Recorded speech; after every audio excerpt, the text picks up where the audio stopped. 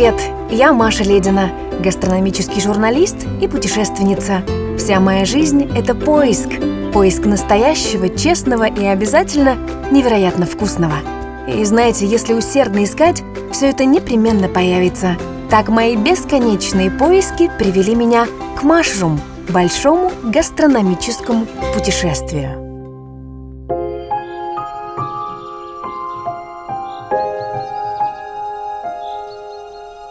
Мы привыкли считать, что все самое вкусное попадает к нам из-за границы. Швейцарские сыры и французские вина, средиземноморская рыба и восточные специи. При этом мы редко задумываемся о том, что наша родная земля тоже способна дарить самые невероятные деликатесы. Нужно лишь подойти к делу с умом, не бояться испытаний и трудиться так, как по соседству трудятся люди, создающие ни с чем не сравнимый, истинно украинский вкус.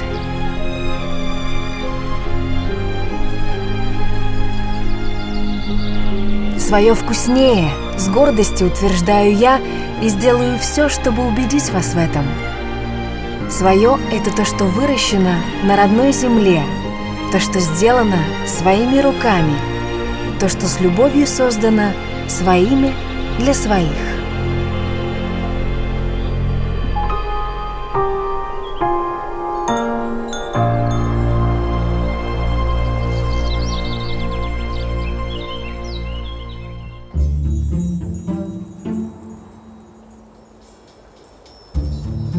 Что такое полонина?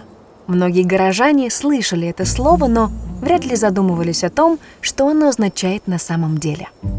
Полонина – это расположенный в Карпатских горах участок без леса, идеально подходящий для пастбища. Полонины можно сравнить с альпийскими лугами, вот только вместо тирольских песнопений здесь разносятся протяжные мелодии трембит. Место, куда я направляюсь, находится высоко в горах. Туда не доберется ни один легковой автомобиль, даже самый прокачанный внедорожник. Единственный шанс попасть на полонину – воспользоваться квадроциклом, что я и сделала. Между прочим, впервые в жизни, но ведь это путешествие. Никогда не знаешь, какие приключения оно преподнесет. И вот я здесь, на полонине Довга, чтобы узнать, как рождается брынза, вкуснее которой, признаюсь, мне не приходилось пробовать нигде в мире.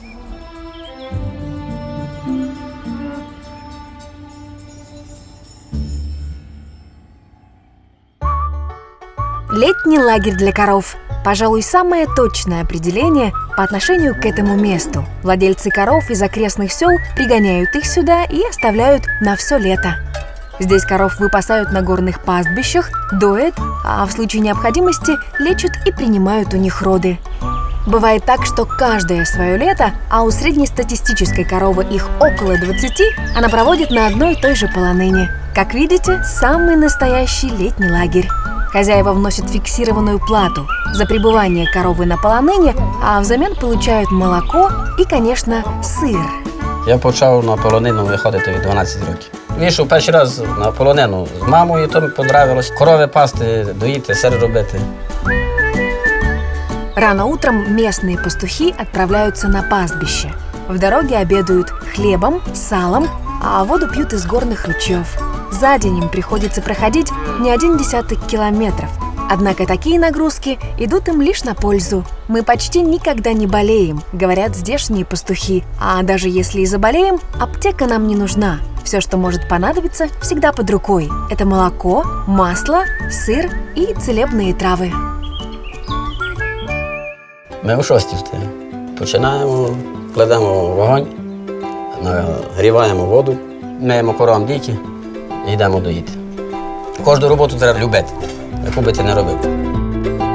Люди, работающие на полонине, знают по имени каждую из своих подопечных и не спутают одну корову с другой. У каждой коровы свой характер, говорят здесь. Есть коровы строптивые и покладистые, понятливые и упрямые. Но все они находят здесь ласку и заботу, отплачивая за это молоком. З нею общаюся як з людиною. Вона розуміє, що зайти на місце, вийти, де йдеш, навернутися і так тому подібне. Як худобу називає хазяїн, хто Зоряна, хто Маруся, хто Кукла. Чтобы молоко, а значит и сыр, который из него делают, получились по-настоящему вкусными, коровы должны правильно питаться. Здесь они могут рассчитывать на экологически чистый обед, ведь речь идет о высокогорных пастбищах, поблизости от которых нет ни городов, ни заводов, ни автомобильных дорог. Когда молоко собрано, оно попадает сюда, в эту, на первый взгляд, самую обыкновенную хату. Но именно здесь рождается настоящая карпатская брынза, созданная руками людей, влюбленных в свое дело.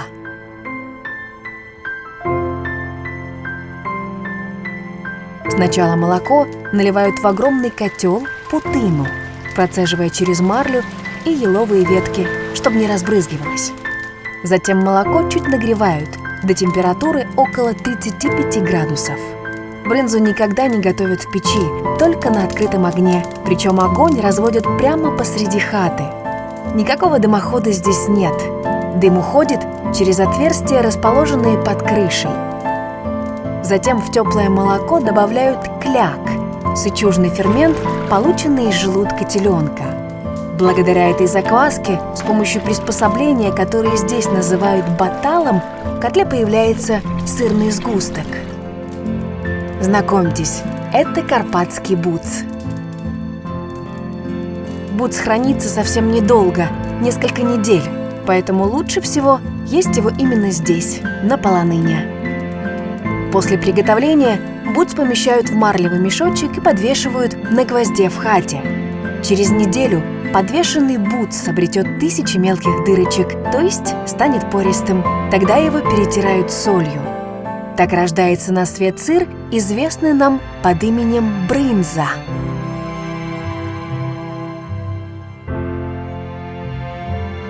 Еще одна разновидность сыра, который варят на полоныне, носит название вурда. Его получают из сыворотки, оставшейся после приготовления будза. Нужно всего лишь добавить к сыворотке свежего молока и подержать на огне в течение 1,5 часа. Вурду здесь называют «второй сыр».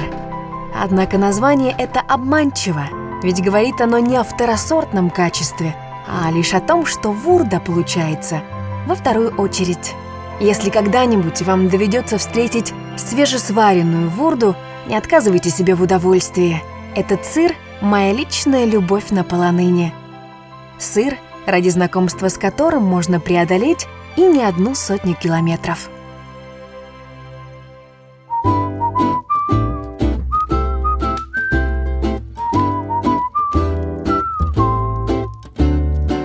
Работа работой, а вот пикник с видом на горные карпатские пейзажи обязателен в расписании. Тем более, что в моем рюкзаке всегда найдется место вкусному.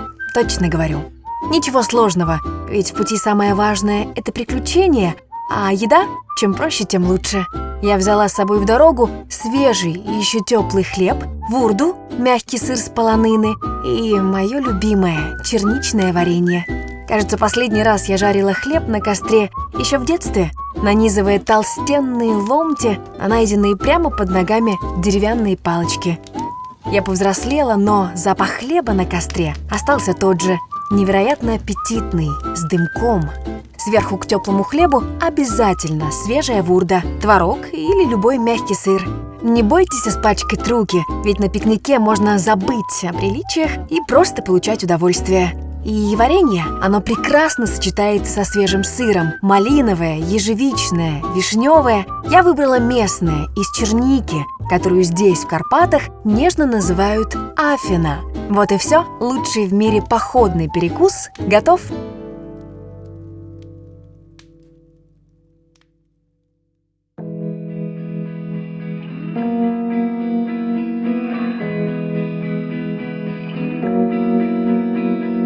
Мысли бегут быстрее, легче и в верном направлении, когда сам бежишь. Говорю это как человек, который убеждается в этом каждое свое утро.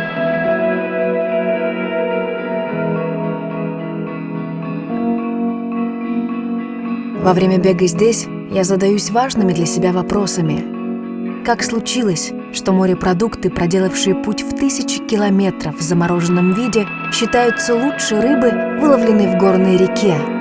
Экзотические ягоды привычнее собственноручно собранных в соседнем лесу, а привозной сыр популярнее нашего, сделанного своими руками из свежего молока и в тот же день поданного к столу.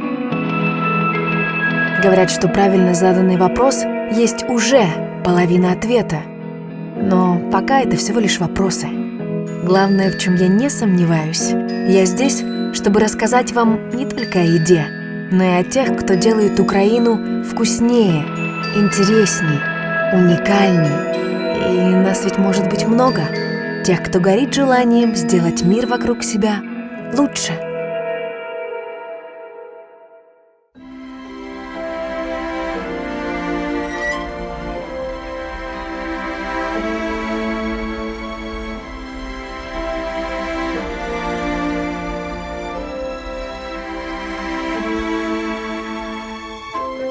Когда оказываешься здесь, сложно поверить, что ты по-прежнему в Украине. Такую ферму проще представить себе где-нибудь во Франции или Бельгии. На самом же деле она находится в Прикарпатье, в селе Дмитровичи, в 50 километрах от Львова. Ничего удивительного, ведь основатель этого фермерского хозяйства Бернар Виллем родом из Бельгии.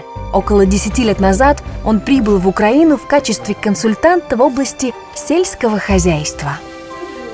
Будучи архитектором по образованию, он хорошо знаком с фермерскими традициями, ведь с малых лет помогал своему отцу на фамильной ферме в Бельгии. Мій дідусь був фермер.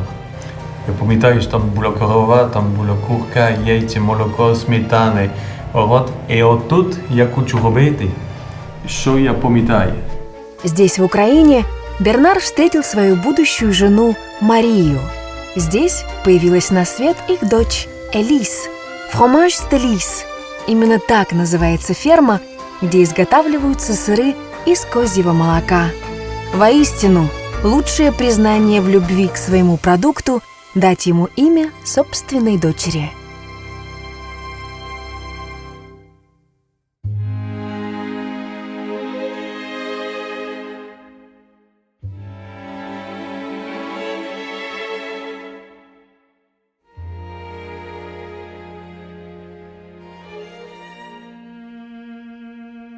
Рабочий день человека, который доит местных коз, начинается около 6 утра. Он осматривает каждую из козочек и пристально следит за качеством и количеством полученного молока. Во время доения козам дают, судя по всему, очень вкусную злаковую смесь. Процесс доения на ферме полностью автоматизирован, а коз доят дважды в день. Второе доение начинается около 6 вечера, когда животные возвращаются с пастбища. После каждого доения часть молока, которая предназначена для фасовки, фильтруют, а остальное готовят для заквашивания, то есть для производства сыров. К слову, именно благодаря бельгийцу Бернару у нас в Украине появился ГОСТ на козье молоко, который был утерян после распада Советского Союза.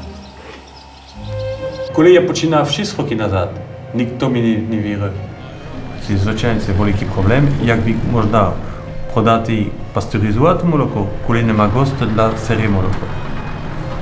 І от так я трошки розмовляв з міністром сільського господарства, він брав рішення дати команду, що Карков інститут робить ГОСТ для козье молоко.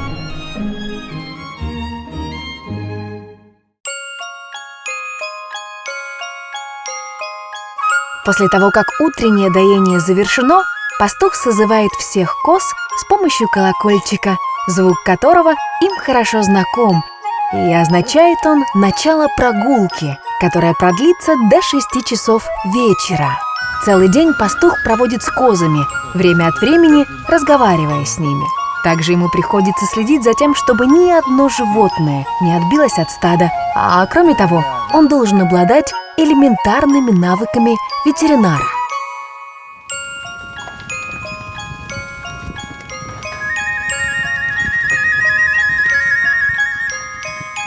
За своим же рационом козы следят сами, ведь животные эти довольно переборчивы, можно даже сказать, капризны.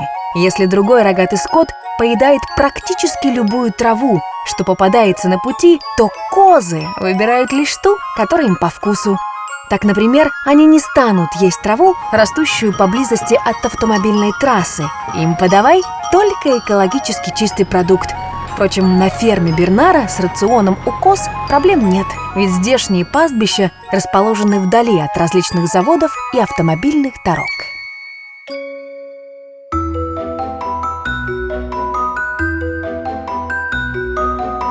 Технология производства сыров на ферме Fromage de Lys может показаться довольно простой, однако каждый из этапов этого удивительного пути требует особого подхода.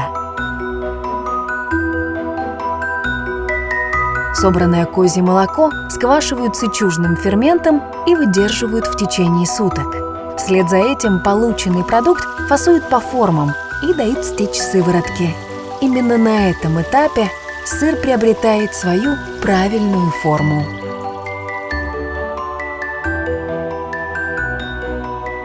За час на ферме могут изготовить не больше 100 сыров, поскольку все процессы осуществляются исключительно вручную. Сложно поверить, но каждый из сыров здесь появляется на свет благодаря теплу человеческих рук. Следующий этап – сушка. Для этого сыры выкладывают на решетки в специальной комнате, где поддерживается постоянная температура 8-9 градусов, а также влажность 78%. Вслед за этим в часть сыров добавляют приправы, привезенные из Франции. В данный момент используются легендарные прованские травы, однако в будущем, возможно, удастся наладить выращивание необходимых трав и в Украине. Сыры, которым предстоит стать выдержанными, отправляются в подвальное помещение, где они дозревают.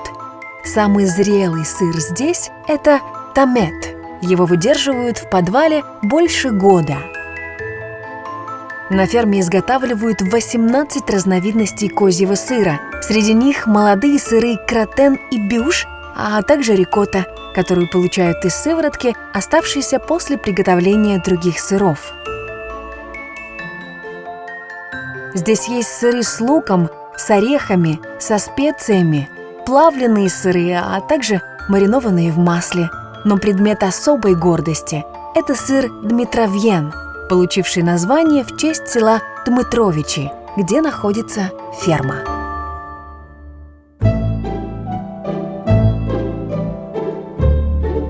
Здесь, на ферме у бельгийца Бернара, я хочу приготовить лучший десерт в мире. Лучший, потому что уже через несколько часов он соберет за одним большим столом главных героев моей программы. Я готовлю его из наших, украинских продуктов для тех, кто вдохновил меня в этом путешествии. Для приготовления десерта я выбрала свежий козий творог с фермы Бернара. Вы можете с легкостью заменить его творогом из коровьего молока. Важно, чтобы творог был свежий, в меру влажный и достаточно жирный. На 2 порции десерта мне понадобится 250 грамм творога. Я соединю его со 100 граммами домашней сметаны и 20 граммами сахарной пудры. Именно пудры, не сахара, ведь тогда десерт получится невероятно нежным.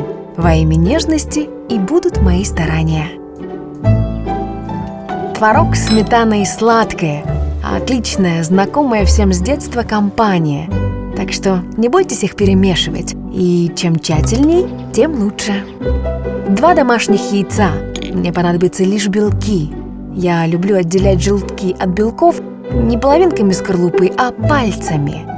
Повредить желток таким образом довольно сложно, так что будьте уверены, работа будет выполнена идеально.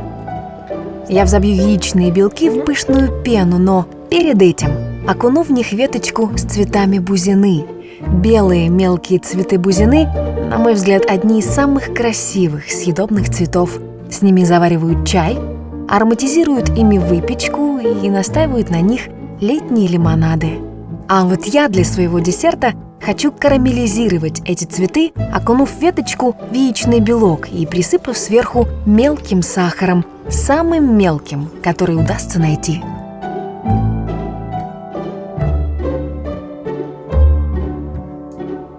Пока цветы подсыхают, время взбить белки. Добавлю щепотку соли, так белки лучше взобьются. И, пожалуй, начну. Это дело не из легких, правда. Но знаете, в мире техники, которая делает нашу жизнь на кухне проще, иногда очень важно прочувствовать весь процесс приготовления. Попробуйте.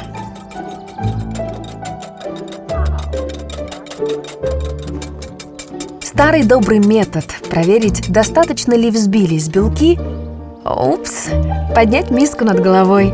Поверьте, он работает, никакого шанса на ошибку. Теперь очень важно аккуратно, не повредив идеальную воздушность взбитых белков, вмешать их в смесь творога со сметаной. И, пожалуйста, никуда не спешите, наслаждайтесь моментом. Десерт практически готов. Теперь все, что необходимо, разложить творожную смесь в стаканы, выстелены чистыми отрезками марли.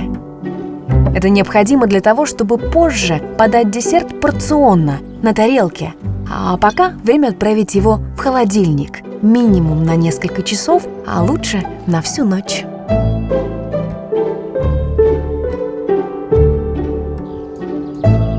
Мой любимый момент в приготовлении любого десерта – подача. Это ведь истинное творчество. Переворачиваю охлажденный десерт на тарелку и аккуратно снимаю марлю. Вы можете выстелить стаканы пищевой пленкой и точно так же ее снять. Но лично мне нравится этот мелкий узор от марли на поверхности десерта. Он очень домашний, согласитесь.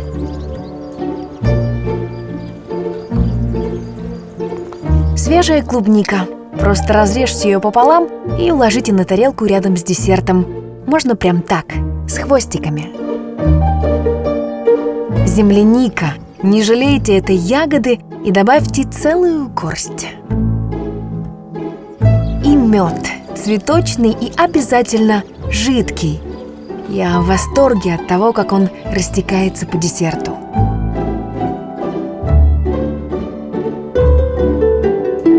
Последний штрих – веточка белоснежных, карамелизированных цветов бузины. Все-таки счастье таится в мелочах, порой даже в простом и будничном. Сегодня мое счастье сладкое, творожное, со вкусом свежих ягод и ароматом цветущей бузины.